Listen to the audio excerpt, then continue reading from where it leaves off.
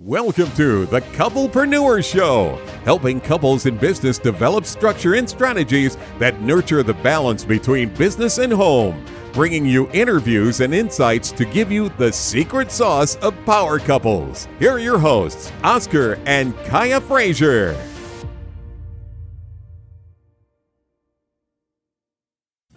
Couple-preneurs, entrepreneurs, those that are looking to get into business, people that are just a little scared, they don't know what they want to do next. All of those things all combined. If any of those things sound remotely like you, you're in for an absolute treat today.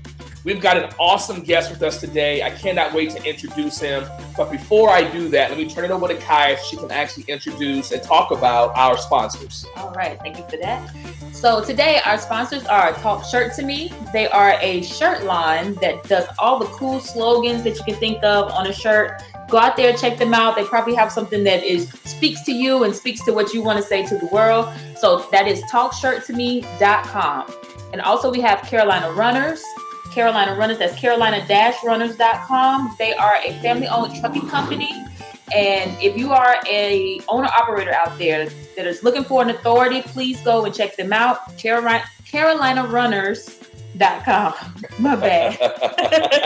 Sometimes. But you normally do such a good job of that. So, I really can't give you a hard time about that today. I know all of our listeners are so impressed by you most of the time. I couldn't say it. Yeah. Together.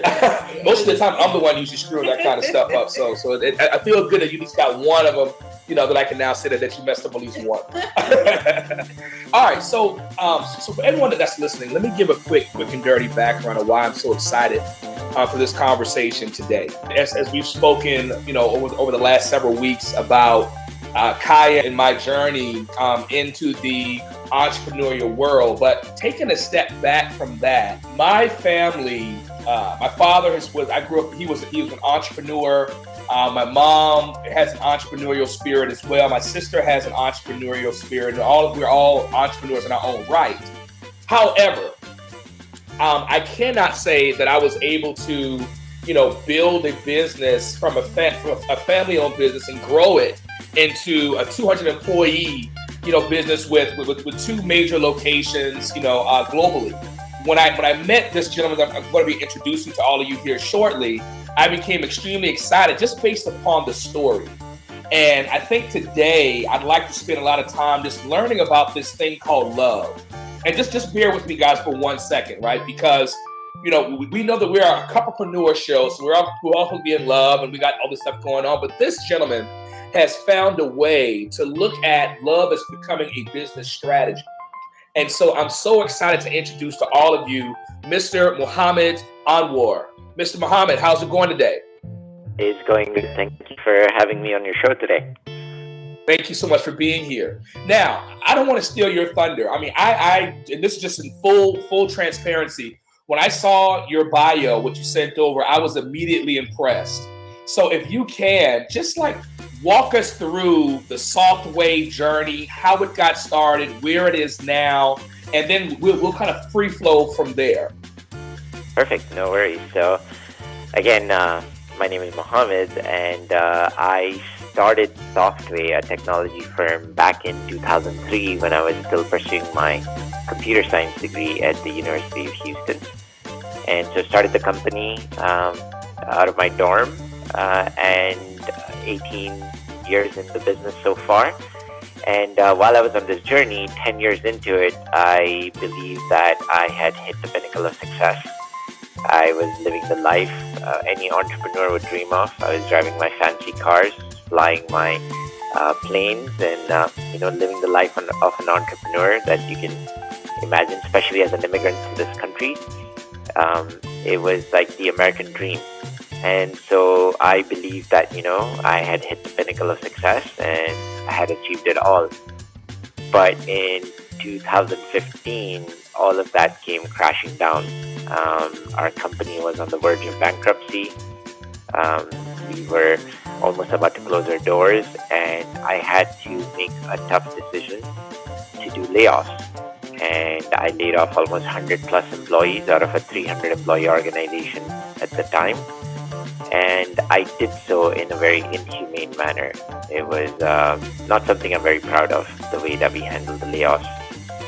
And as a result of that, in a moment of introspection and realization, it occurred to me that this was all my fault. This was because of my selfish attitude, my greed, and my desire to just take care of myself is what led to a toxic workplace environment where nobody was putting their heart and soul into work, and our company was losing its ability to be successful. And up until that moment in time, I used to think it's the market, it's my clients, it's the environment, it's any other reason except myself. And through that journey, I recognized that all of it had to do with me. As the CEO of the business, my behaviors had led to the almost demise of our organization. And so I began on a journey of transformation for myself, where I wanted to transform my behaviors and find a way to love my team and support my team, and do whatever I could to be selfless and take care of the very team that had gotten us thus far. And as a result, my other leaders began to follow me on this journey of transformation.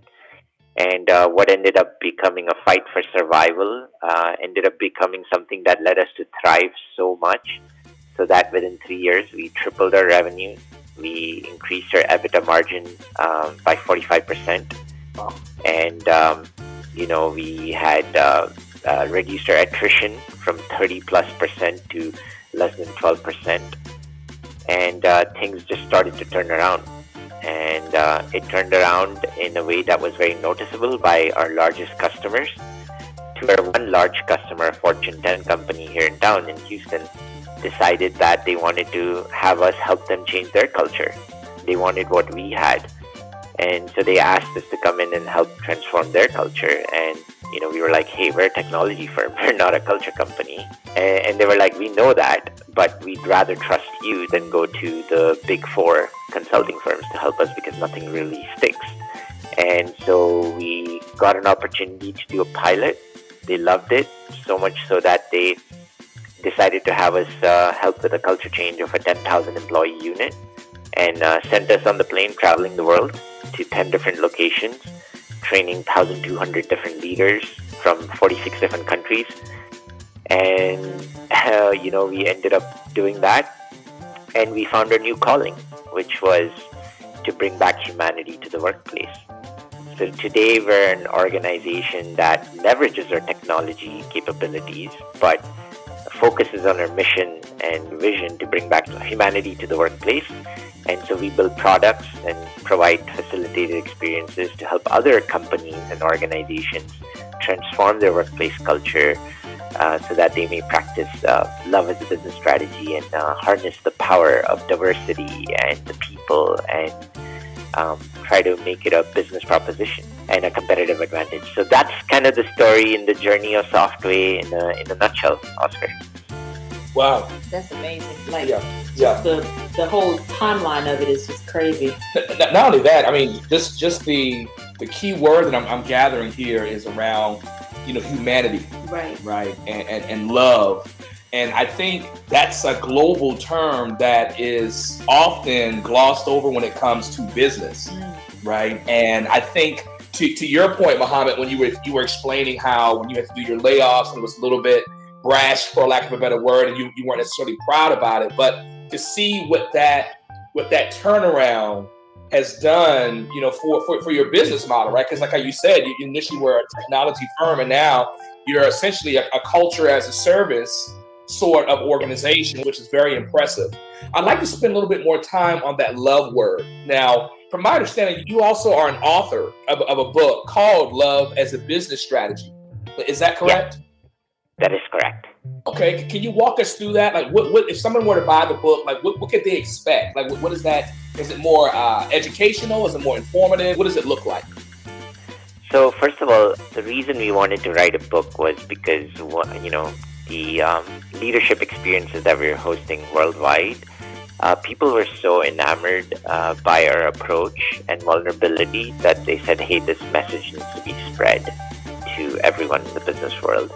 And so that inspired me and 3 other co-workers of mine to co-author this book.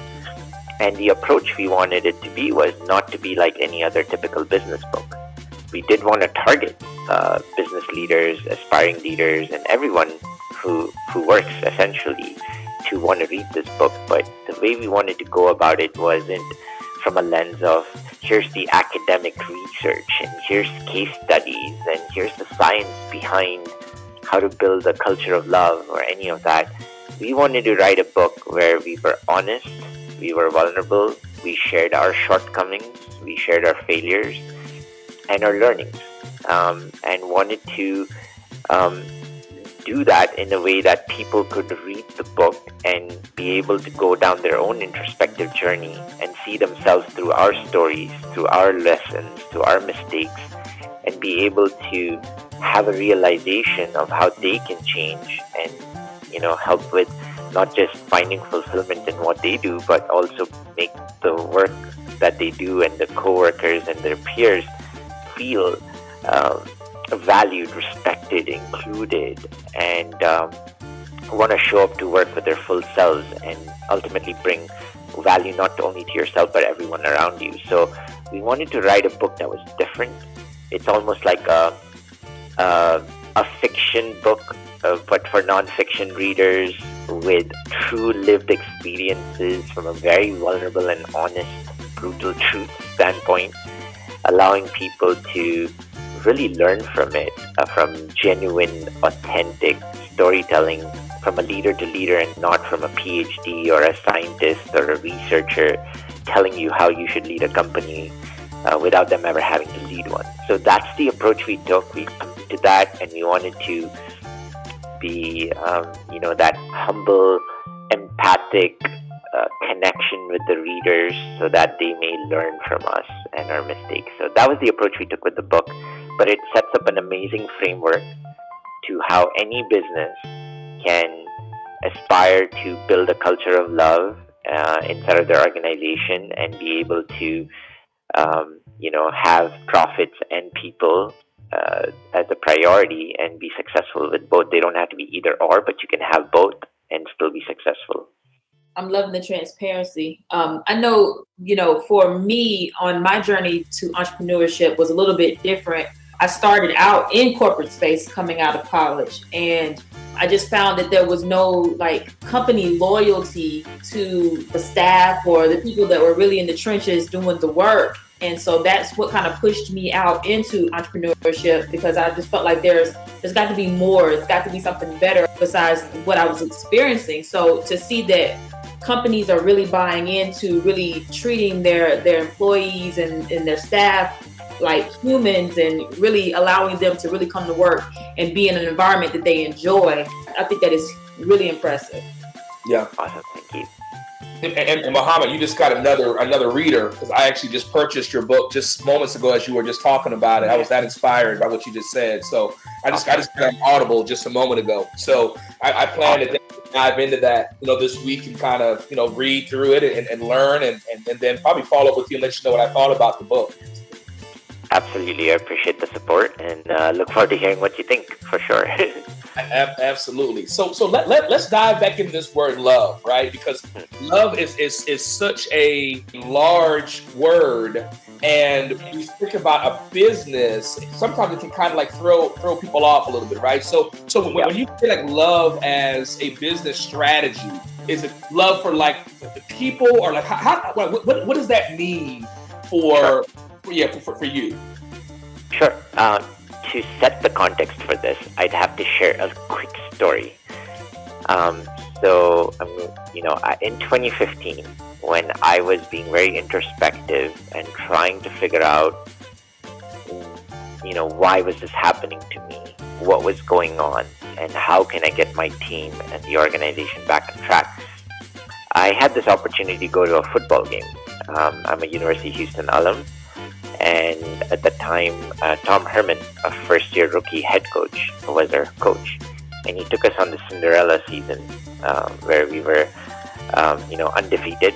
And I was at the stadium watching the 10th matchup between Memphis Tigers, a ranked team, And in that game, we were losing, going into the fourth quarter by 20 points. And we were playing with a third string quarterback. And we were losing, and ESPN, showed us that we had a 0.1% chance of winning that night. Wow. And I was, really looking forward to this game because I wanted something that, from all of the stress and everything that was going on, I was looking forward to this game. And I wanted to leave, and something inside of me told me, no, stay back, stay there to support your team, be there till the end. And I'm glad I did, because it was one of the best comebacks in the history of Houston Cougar football. We ended up winning that night 35-34 with 30 seconds left in the fourth quarter. Oh, wow.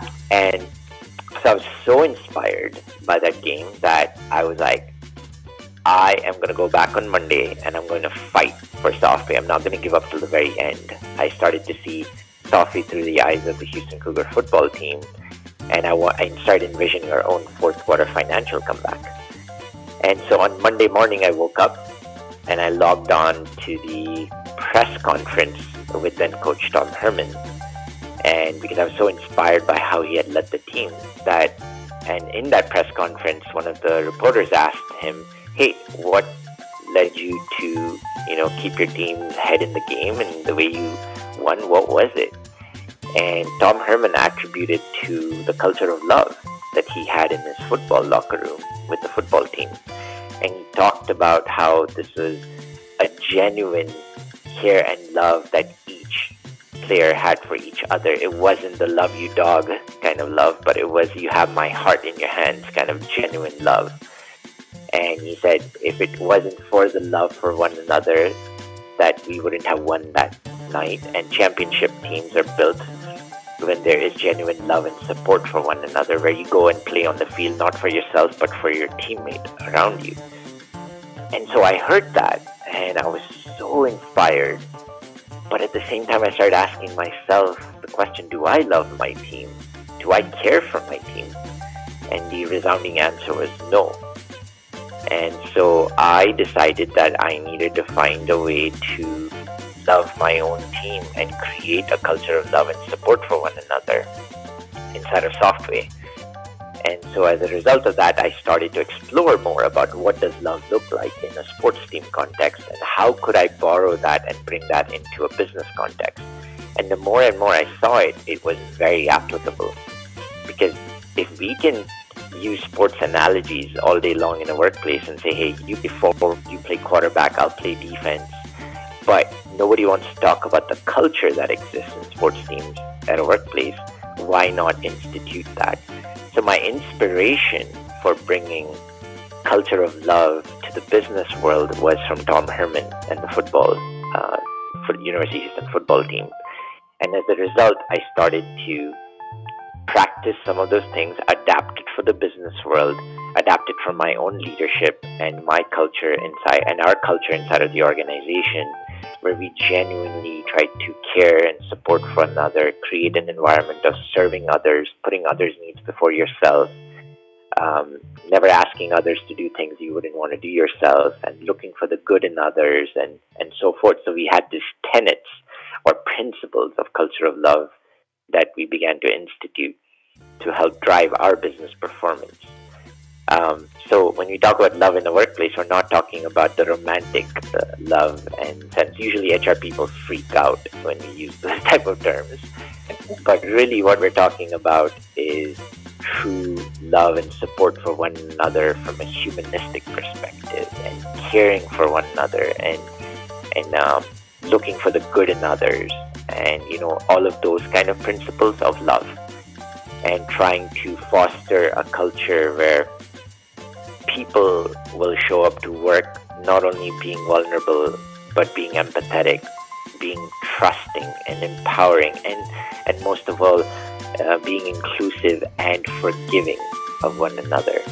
And all of these 6 pillars of inclusion, empowerment, vulnerability, trust, empowerment, and forgiveness is what makes the essence of culture of love. And so we define that in the book, and how it manifests in the workplace, and how it ultimately ladders up to an environment where people are able to feel included, respected, valued, are able to bring their full selves, not afraid to give feedback, not afraid to receive feedback, not afraid to have honest conversations, and not afraid to share ideas, ultimately leading to high-performing teams. And when you have high-performing teams, you then can create processes and systems and technology that truly unlock efficiency and innovation, ultimately leading you to achieve any business outcome you set forth in front of them. And that's how a culture of love empowers high-performing businesses. And so that's the kind of love, that's the kind of culture that we mean when we say love as a business strategy, in a nutshell. But there's a lot more to it, but I just tried to simplify it as much as I could. Very, very inspirational there. We so appreciate, you walking us through that. For folks to get, your book, I know that I just purchased it on Audible, but are there other methods that people can go out there to get your book, Love as a Business Strategy? Yes, absolutely. So you can buy it on any major book distribution website like Amazon, Barnes & Nobles, or any of those kind of book selling websites. But also we do have ebooks available on Kindle, Apple Books, and so forth. And of course we have Audible for the audiobook that you can also purchase. If you are interested in purchasing signed autographed copies of our book, because our book is a Wall Street bestseller as well, you can purchase that on loveasabusinessstrategy.com. We also have a lot of other resources, tools and resources to help business owners, leaders, and team members to get any other tools to help them through their introspective journey available on that website as well. Well, it's been an absolute pleasure talking to you and learning more about your company, your book, and but more importantly, the journey of what you just offered. I've jotted down some notes, and I think things that we can actually apply to our businesses. Yes, for sure. The pen is over here moving for sure. Yeah. Awesome. I'm glad. Thank you. Well, I tell you what, man. We after I read the book, I will definitely be following back up with you to maybe just to reach out and explain like what I learned from the book, but would love to bring you back on the show sometime in 2022. Just to talk a little bit more about various aspects and dive deeper into that love concept. And I think a lot love and humanity concepts, which I think is often missing across a lot of organizations. Absolutely. Happy to come back anytime. Again, we really appreciate you. Thank you so much. Thank you. Thank you, both of you, Kiya and Oscar. I appreciate it. Yes, sir. Take care. Bye-bye. You've been listening to the Couple-preneurs Show. To learn more about the resources mentioned on today's show or listen to past episodes, visit www.kothoughtleaders.com.